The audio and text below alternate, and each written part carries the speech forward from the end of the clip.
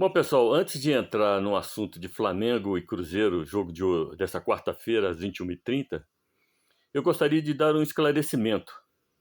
No jogo de ontem, quando o Botafogo foi desclassificado da pré-Libertadores e vai disputar a Sul-Americana, o seu adversário era o Barcelona de Guayaquil, do Equador, não o Barcelona da Espanha.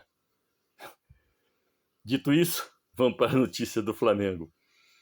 O Flamengo joga hoje contra o Cruzeiro. E nesse jogo, algumas particularidades são interessantes.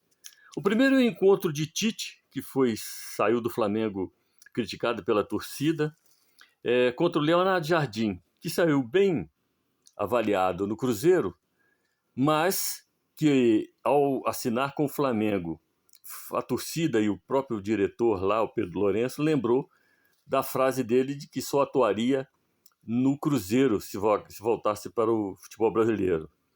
Isso irritou muito eles, então cria um clima interessante entre os dois técnicos na partida de hoje.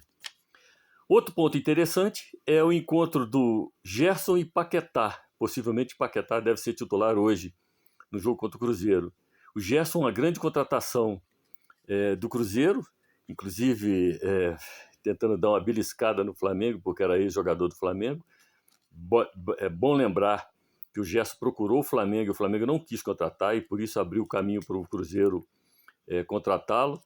E criou-se essa discussão na imprensa esportiva brasileira, qual seria a melhor contratação, Gerson ou Paquetá. Então, seria um confronto interessante. Outro confronto interessante seria Caio Jorge, que o Flamengo tentou contratar para fazer sombra ou até mesmo ser titular na frente do Pedro, mas não conseguiu, porque o Pedro segurou e pediu um valor astronômico e o Flamengo recuou.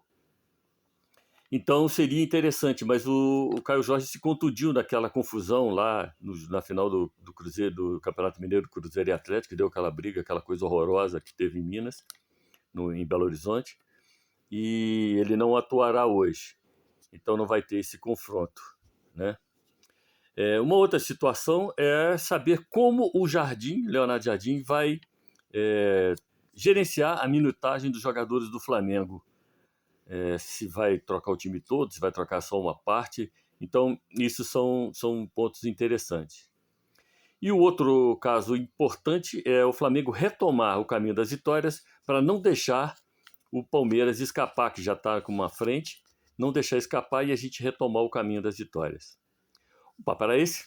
Um abraço a todos.